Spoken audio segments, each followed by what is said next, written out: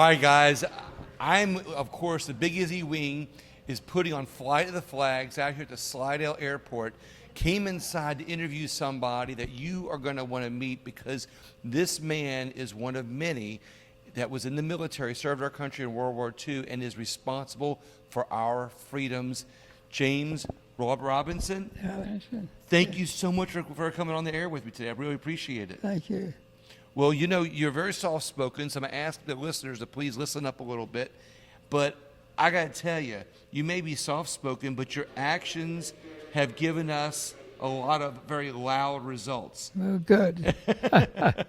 Good. Well, let's talk about your service, please. What made you join and during World War II? Of course, when the Japs bombed Pearl Harbor, Yeah. I went down to enlist, and I was actually was a radio operator as a civilian with the signal corps. So they said, just stay, and we'll take you in when your draft number comes up. So on June the 8th, I'd had enough of it, so I went down and joined the Army Air Corps and enlisted. So when you said with the Japs bombed Pearl Harbor, it made you mad, and that's why you joined? Yeah, I was pissed off. You know. Well, what made so you're now you have another family member from what I'm reading that was also in the military too. Can you tell that story of how the timing? He went in January of 42, yeah. And he went into the flyer then. He went in pilot training, and then they said they got too many pilots. Can you imagine that? And so they made him a bombardier. He graduated second lieutenant, I think, in October of 42. Went to the UK, was assigned to a B-24 squadron, and he is a bombardier, second lieutenant. And he flew 5 missions. I think the final mission he flew was volunteer. They always tell you don't volunteer for a damn thing. and he volunteered. And you volunteered. He got killed. In that now, why did you pause after? Why didn't y'all just join together? Well, he was living in Jacksonville, and I was living in Atlanta. I was married. He wasn't, and so. So you joined the military when you were married? Yeah. How old were you?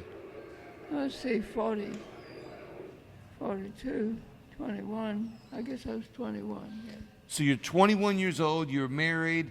You probably would not have gotten enlisted, or you probably not have got recruited. And because you're so mad that the Japs had bombed Pearl Harbor, you joined. Yeah. But I gotta say, did your brother urge you? Was he the first one to say? He's probably the younger brother, right? No, he was older, 13 months older. He was a year and a month older. So y'all were Irish twins. Yeah. So he was a year and a month older. Was he married? No. Okay. Did he kind of motivate you to? No, we didn't even discuss it. He was in Florida and I was in Atlanta, so we both just up and joined. Yeah. Well, I would have joined in January, but like I say, I was a civilian radio operator with a signal corps, and they said just stay with us, and when your draft number comes up, we'll pull you in.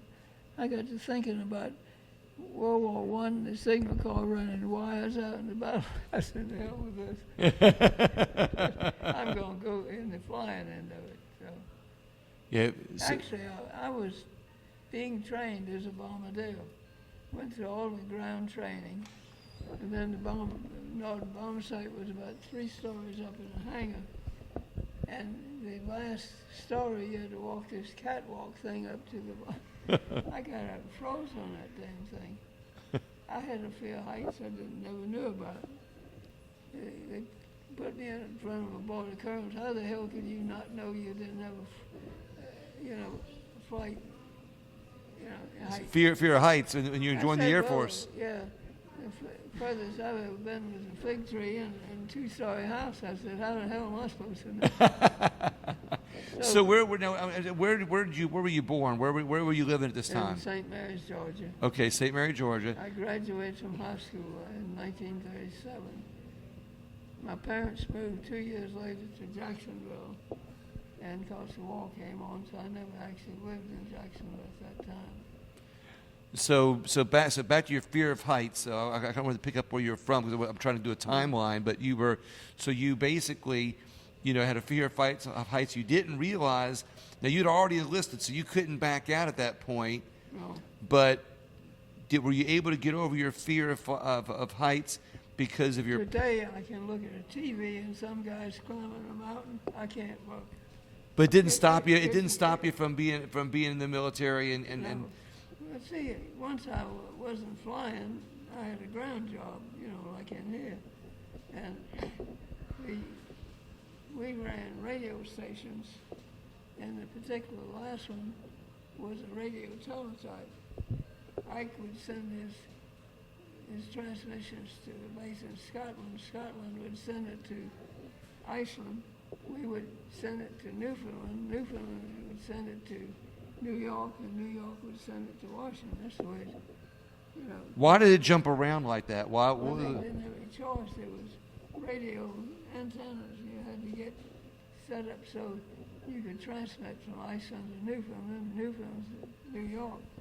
That's why it was set up that way. I think there's two things that come to my mind when you talk about this. People today don't realize that the communications that you all had to deal with in World War II were so antiquated compared to what we have. That people go, well, you just get on your cell phone or you get on the internet and you send an email, but you all had to not only know communications, had to know how to transmit it with the limited resources that you all were just used to because it was just part of life. Yeah, and I understand that the military now still teaches Morse code, and they got the old equipment we use in storage. Because they shoot the satellites down, they may be back to the same damn thing we used. Oh, wow. That's and look, you're 104 years old. Yeah. You still remember all this.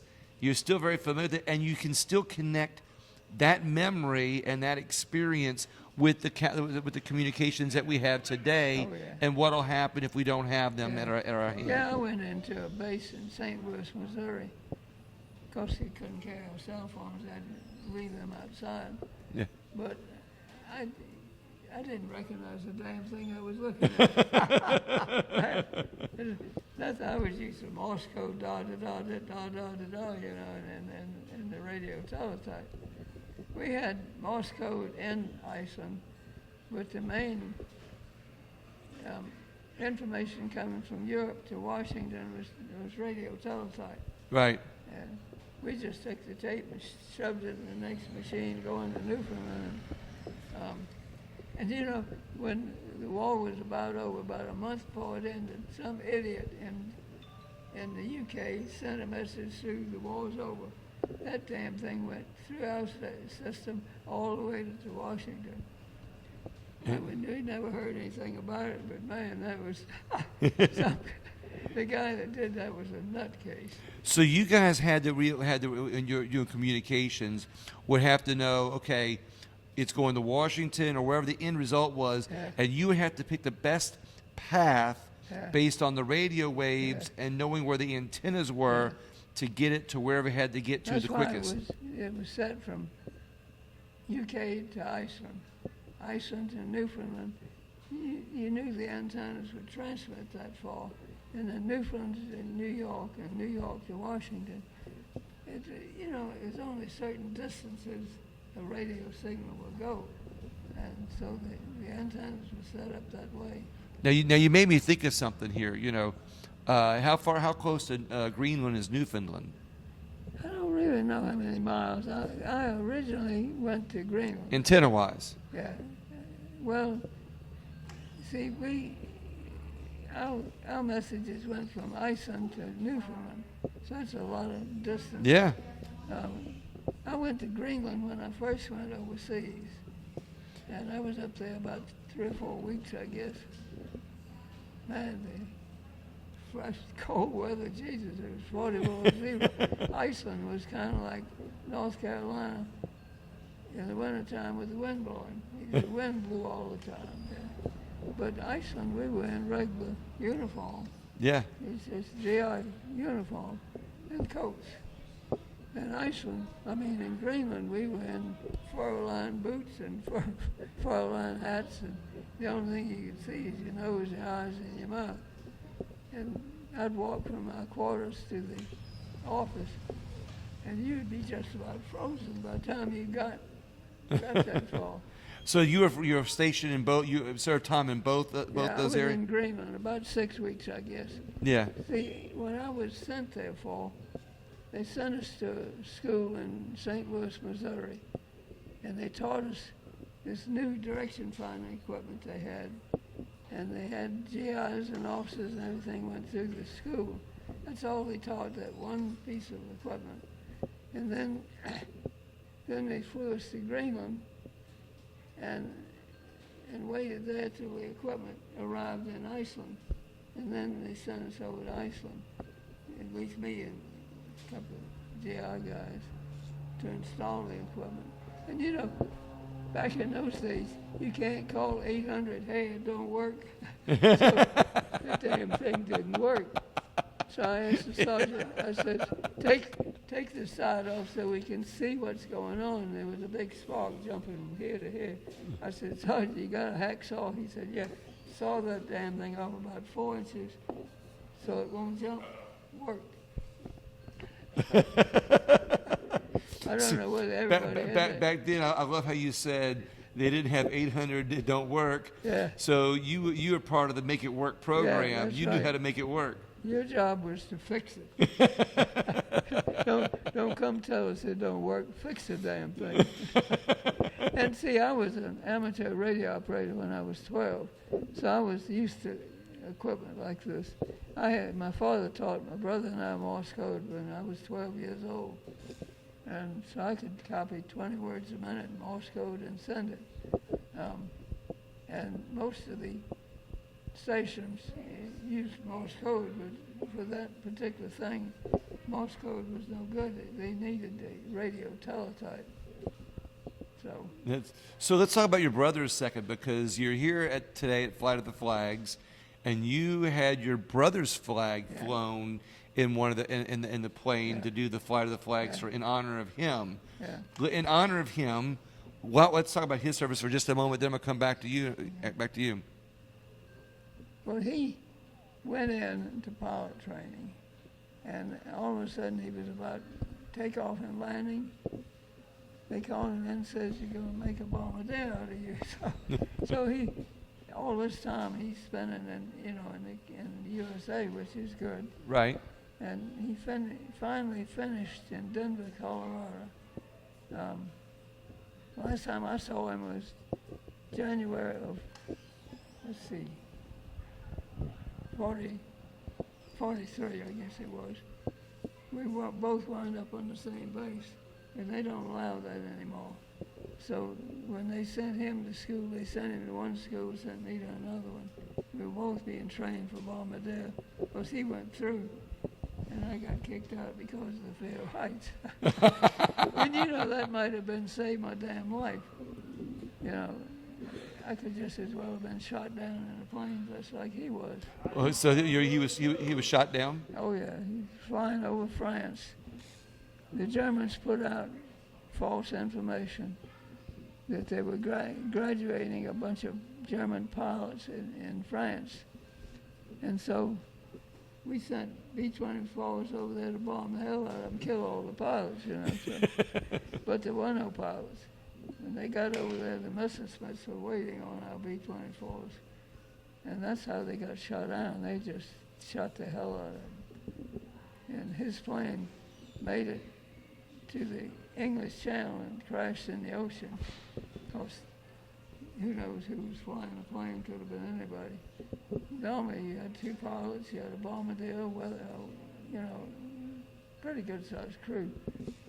But the plane crashed in the ocean, so they were all killed at that time.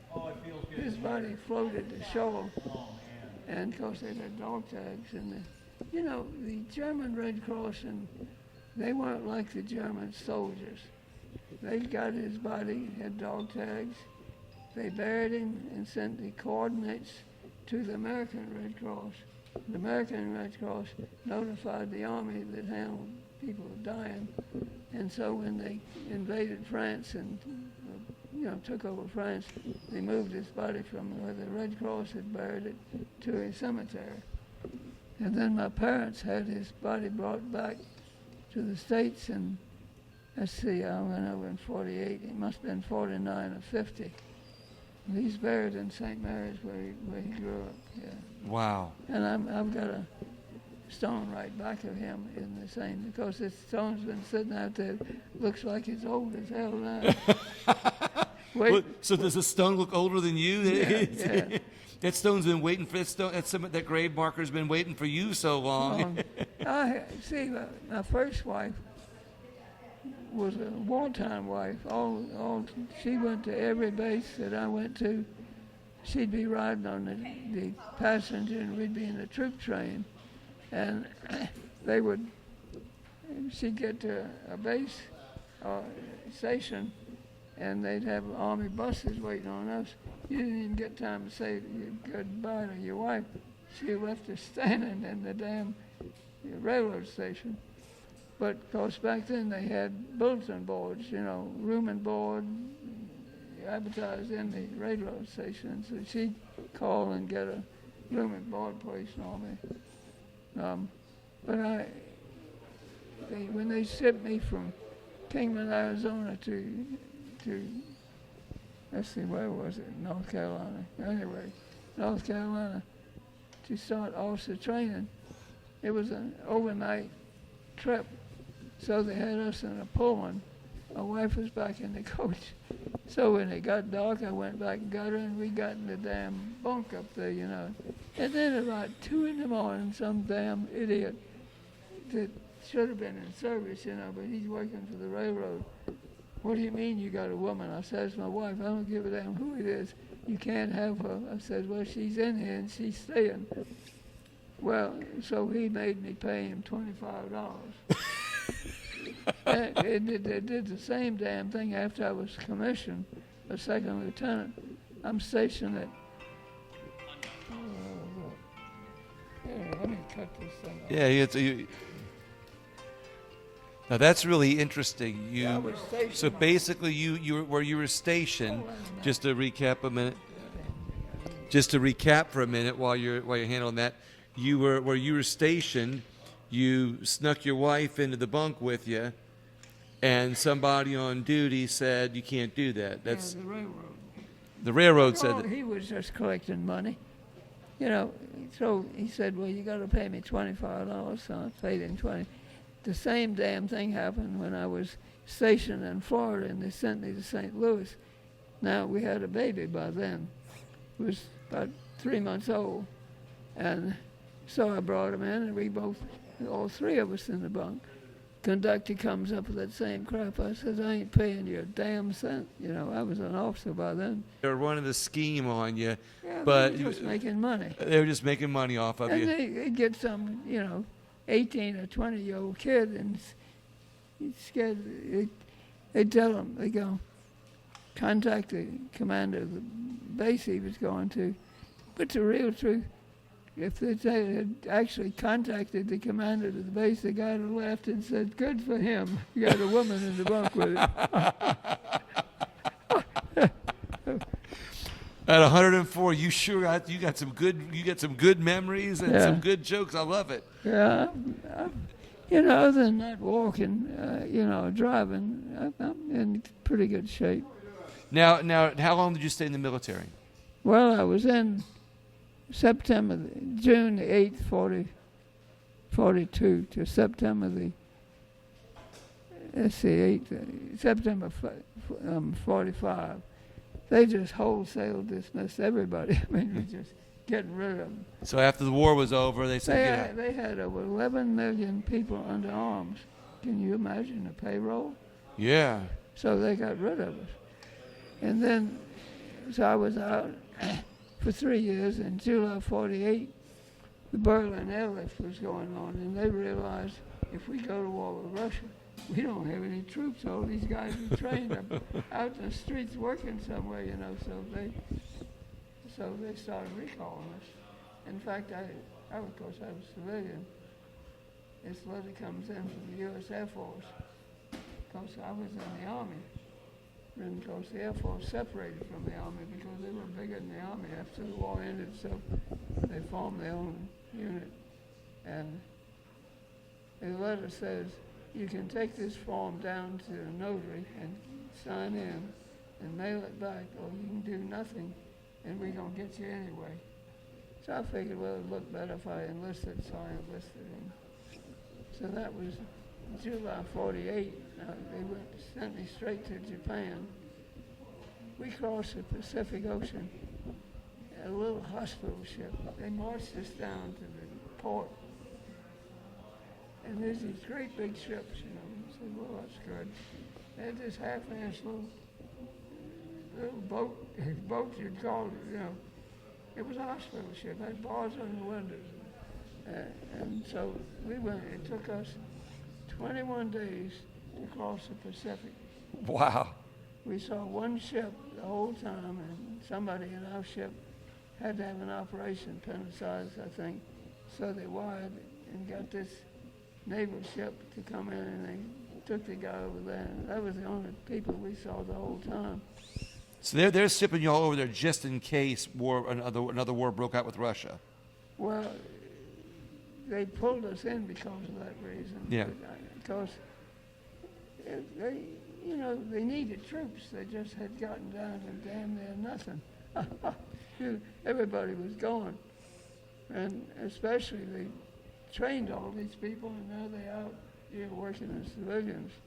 So they started calling us back in, which was good. I mean, it should have been. That's an interesting part most people don't learn in history, is that when the war ended, they got rid of all 11 million troops, like you said, Yeah. and then they realized they might have a problem with Russia, Yeah. and so they started bringing everybody back in. Yes, especially the people that they train, you know. But, I mean, it's like me.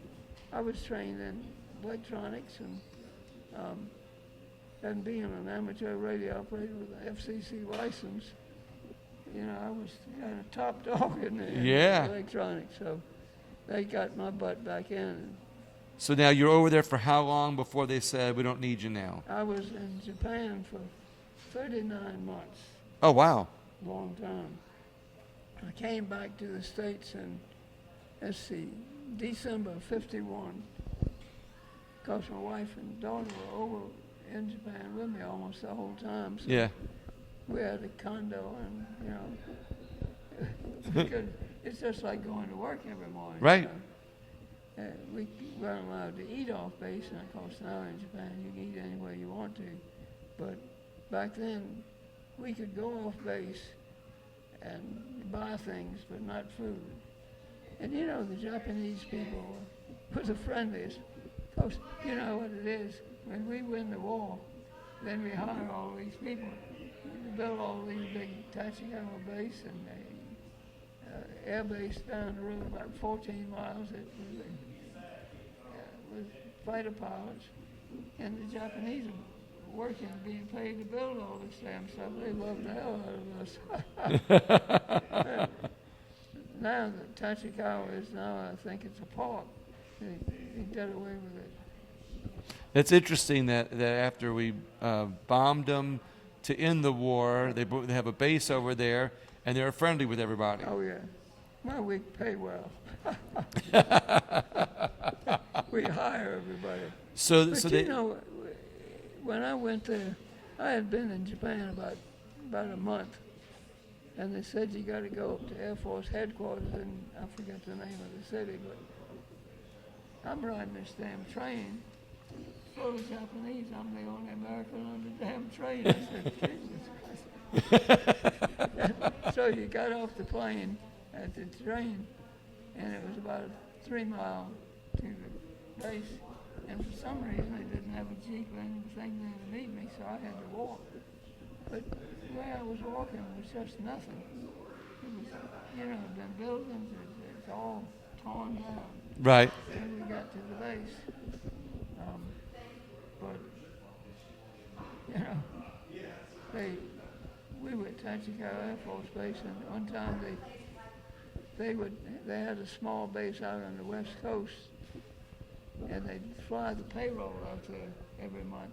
So it was my turn to fly the payroll. So me and this big master sergeant got all this stuff and headed out, and they put us on a plane and landed out there. Now, you're afraid of heights still. Well, this was a small plane, you know. Yeah. You're not looking down, so that wouldn't bother. But see, I can fly commercial as long as I don't start staying out of the damn window. But we got out of that damn base and realized that we brought the cash, but we didn't bring the yen, the Japanese money that lets the guy buy. So you had bags of cash. Yeah, bags of cash. That sounds like a CIA operation Yeah, instead of a yeah. military payroll. This master sergeant and I would know each one of 45 on our belt, and that was it. And so we land and realized we forgot to bring the yen.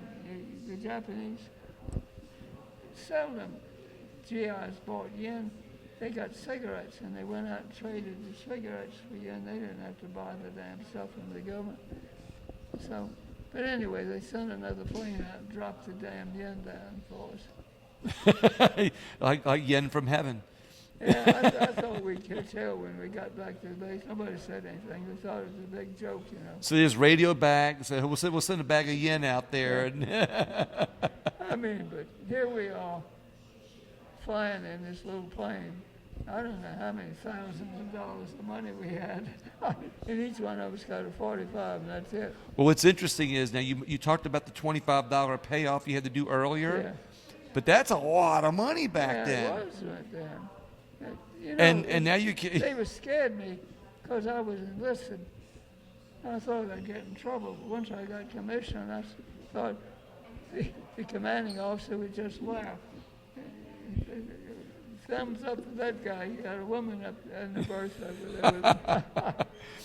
I'm talking about how inflation with and money and how dollars are worth, and you still think about sneaking the girl up there. $25 is a lot of money. Yeah, it sure is. But So now you're over there for 39 months, and then you decide. And now, did you decide you was time out, or they just say, okay, we're closing this down? no, I was in Japan 39 months, and the war ended, so it was time for me to go back to the States. So I went back to the States, to Tampa, and then over to Melbourne, where there's a base over there on the coast. In fact, you know, when we left Japan, we were given a choice of 3 bases. So I chose Keesler, Macon, Georgia, and Tampa. You know where they sent me? Where? Utah. They send you to Utah. Utah. It just happens that my wife's mother knew the senator from Georgia. So we got her on the phone, and she called Washington and got me moved to Tampa. That's the only time I ever pulled politics, but she knew a lot of people. But so I was in Tampa for a while, and then I was in Cocoa Beach. And then I got discharged from there. And How many years total in the service? I had 11 years active duty and 11 years with the Florida National Guard. So I retired from the Air Force as a major. And since I didn't have 20 years active, I had to wait till I was 60 to draw my money in retirement benefits, but that's all right. Hey, yeah. So I've been drawing it since I was 60. And you're 104. They probably wonder, when's this guy going to die so we can take him off the payroll. They're gonna have to clean that head. They're gonna have to clean that headstone that you said's been waiting for you for a long That time. damn thing looks old. It's got bird shit on it. It's, you know. Anyway, but I'm going to be, when I die, I'm going to be cremated and my ashes will be split. My first wife and 2 sons are buried in Jacksonville, so I'm going to have half my ashes buried there. And all they got to do is put the year of death. The stone's already there. Yeah. And then the stone is in St. Mary's. All they got to do is take it out and carve in the year of death. So So half your ashes are going to be in one place, and half your ashes will be at the other place. Yeah. I got you got to have a joke about this, though. I Well, mean, there's got I mean, you got to have. I mean, like you've been making me laugh this whole time. I promised my first wife's mother, she wanted to bury her in Barnesville, Georgia, where they lived. And I said, I ain't doing that. She's going to be buried here. So she made me promise that I would be buried next to her. And so I bought the stone, and it's got her name and my name, and all it's liking is the year that I died. So, well, it was, I really, you know, my first wife was, I met her, she was 16, I was 17. That's almost, you know, it's the only woman I'd ever been with up to that point in life. So, you can't replace a woman like that. I mean, other wives were nice and all that. Well, what happened that y'all got divorced? You mean my first wife? Yeah. No, she died. She got a colon infection, and it got so bad they had to take the whole colon out and put the bag on there. And she was 39. I wondered, how in the hell is a 39-year-old woman going to go through the rest of her life with a damn bag? It's bad enough for a man, but not for a woman. Yeah. But she got an infection. She spent 3 months in the hospital before she died. Infected colon. So. Well, at least you're keeping your promise with the mother-in-law. Yeah. So half and half, but 100% of you was in the marriage, but only half of you is gonna spend eternity. Well, you know, the cemetery in St. Mary's is a family cemetery. My mother and father there, my brother's there, my grandmother's there, and of course I'll be there. And now, where do you live now? I live in Chennai Apartments in Mandeville. Where? Chennai Apartments, right across from the police station in Mandeville. Yeah, in Mandeville. Yeah. And how'd you end up in Louisiana after years in Florida? Got a divorce. Woman take half of every damn thing I had. And she was one of these naive women. She had a picture painted of herself, and it used to hang over the mantelpiece. Right. So when we split up, she left the damn picture there. So I had it in my apartment. And I got drunk one night, took a butter knife, cut the hell out of the damn thing, put it in the front seat, got in my car and drove to New Orleans because she got really pissed. But I was back in Louisiana then. And so when I left I got married here. And we lived together, I guess, 38 years. And it just got to be an impasse. So I told him, look, I'm going to move out. I'm not going to get a divorce because if I get a divorce, you lose all your military benefits. Yeah. So we're still married legally. We've been separated 16 years now. 16? 16 years now. 16, you said? Yeah, 16 years. I've had a couple of chances I could have gotten married, but when it comes down to it, I tell them I have a marriage license in the basement of a courthouse down in Melbourne, Florida, and I can't get married, you know. The women would drop you like a... Wait, you told me you had a marriage license, what? In the basement of a courthouse down in Melbourne, Florida. See, I didn't divorce my wife, so the marriage is still, I had 2 chances of getting married, but because I'm married, you know. So what did you do after military service? Well, I went to work for Ford Motor Company. I was a factory rep. And For Ford Motor Company? Yeah, I was there 11 years traveling out of the Jacksonville district office. And I just after 11 years, it was you know, you'd have, say, 24 dealers assigned to you. And Chevrolet's outselling one of them. They got their heads up in their damn room. Why is Chevrolet? Because Chevrolet's been outselling for years. You just can't, you know. That didn't make a damn bit of difference. It was your fault, you know.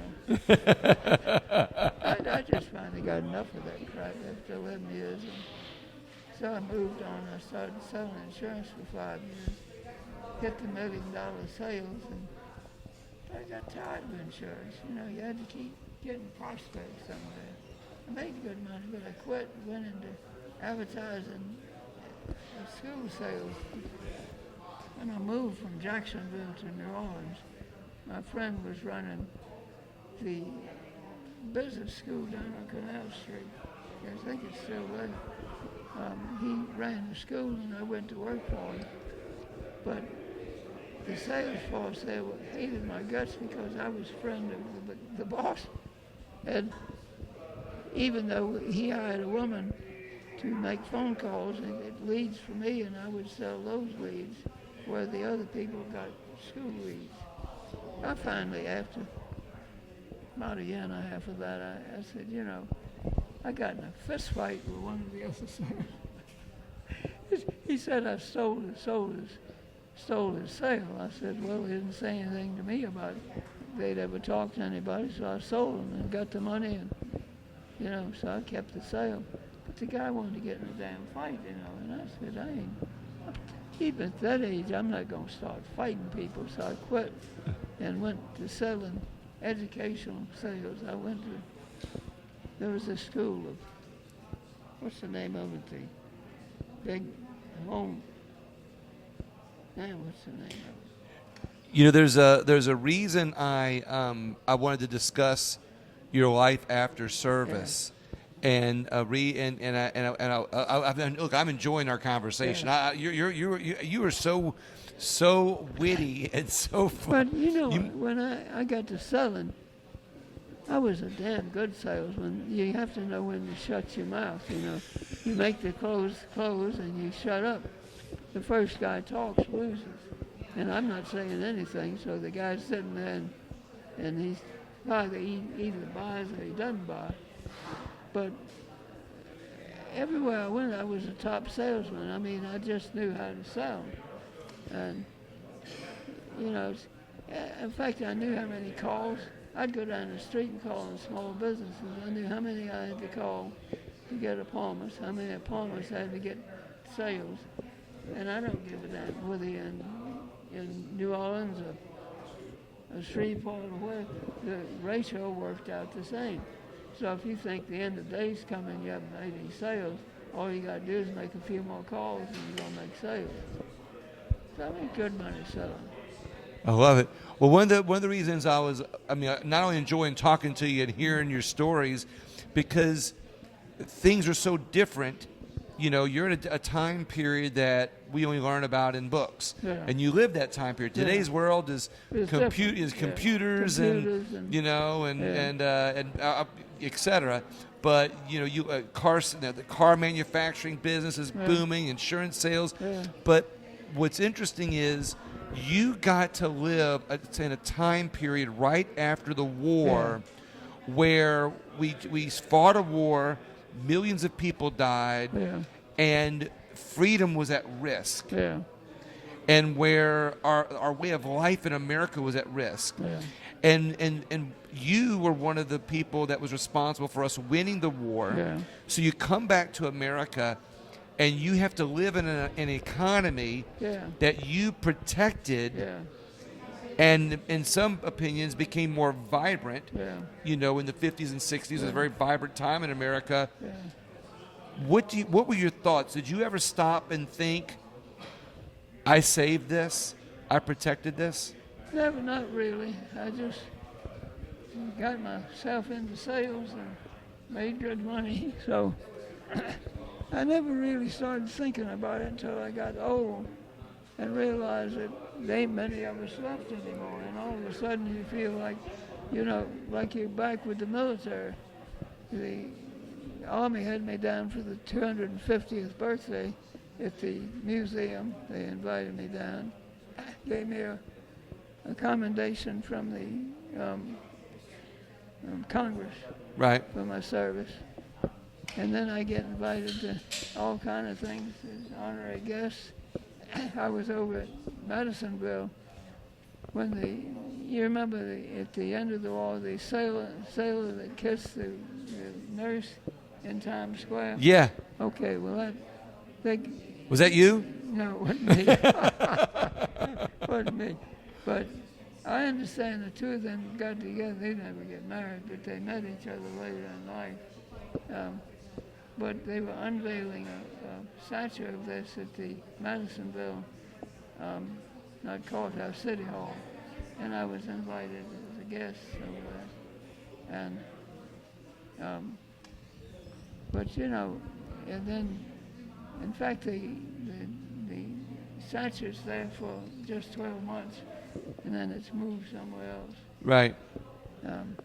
But I'm enjoying my life now.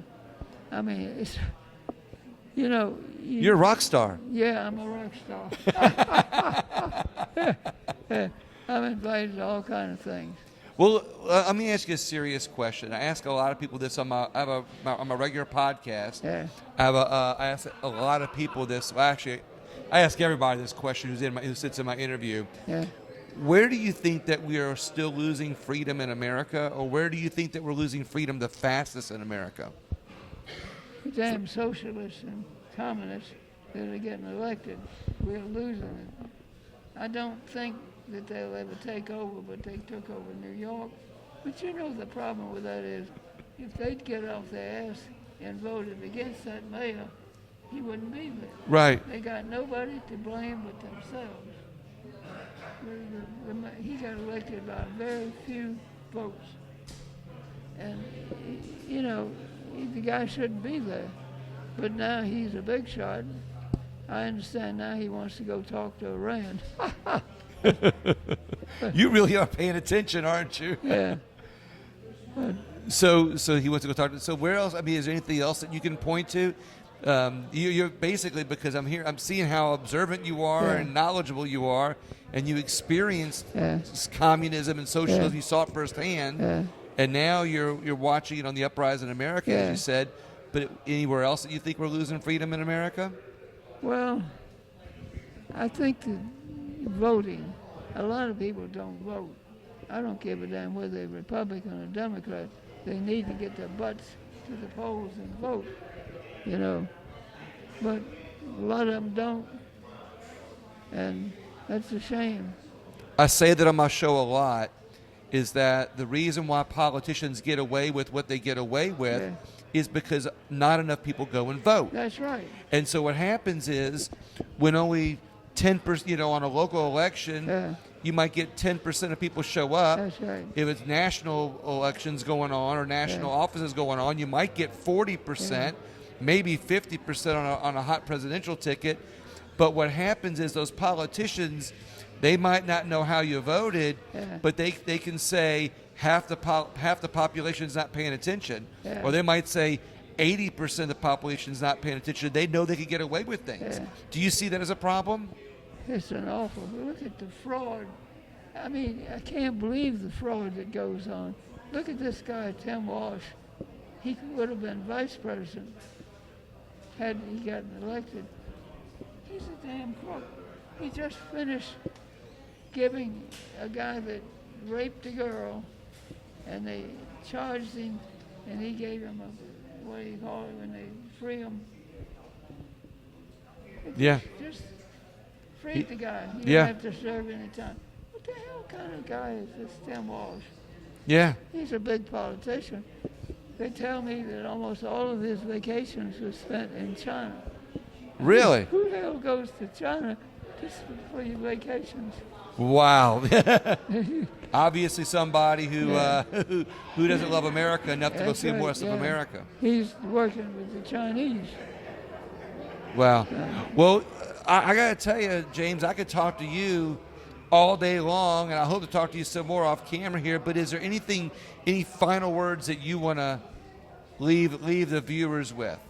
Well, I think people need to realize how easy it is to lose their freedom. I said people need to realize how easy it is to lose your freedom. If you keep electing people like the mayor of New York and some of these other idiots, you can actually lose your freedom. If you see, young people are not taught in schools communism and socialism. They don't know anything about it. So somebody comes on and says, you're relatively free, you can get your groceries free. Why wouldn't you vote for it? Right. But that's a lie. You know, the government can't run grocery stores. And that's just the way to get your votes. We can see how bad the government runs things it's in control of. Can't. You got to have a profit in it, or it ain't gonna work. Yeah, exactly. And the government just subsidizes. Yeah. They create money out of thin air and they pass it to us. I mean, look at the printing. I don't think those printing presses ever stop printing money. Right. What's back in that money? Used to be gold, it ain't anymore. Right. Well, that's the problem. They don't have to make a profit. They can just print the money they need, and then they pass it on to us as inflation and taxes. Yeah. Big thing bothers me is that national debt. How many trillion is it? They keep saying 39, but I gotta say I think that's have to turn the clock to 40. How are we ever gonna pay that off? Well, eventually, you know what happens when in socialism when they run out of other people's money. Yeah. They're going to come after your money. Yeah, that's right. Yeah. You know, or they'll take somebody's got saved money in retirement funds. They'll go grab all that money and pay the debt off, and give this guy a promissory note. Right. Print some more money, and he can live on that. That's what they're going to do. That's the way it'll find. Well, James, now that I know that you're local, I may have to come talk to you again sometime and have you on the show. We're going to wrap up right now because they're looking for you. Okay. We're having way too much fun. Okay, I'm enjoying it. James, thank you so much for your service. Okay. I appreciate you. Yeah, thank You're the you. reason we have our freedoms, and I thank you for that. I'm grateful for you. Thank you. All right, everybody, you heard it. Please share this interview with somebody you think might be interested in hearing the story of how people lived their life after World War II and what they did to save our freedoms. Thank you so much. Okay, thank you.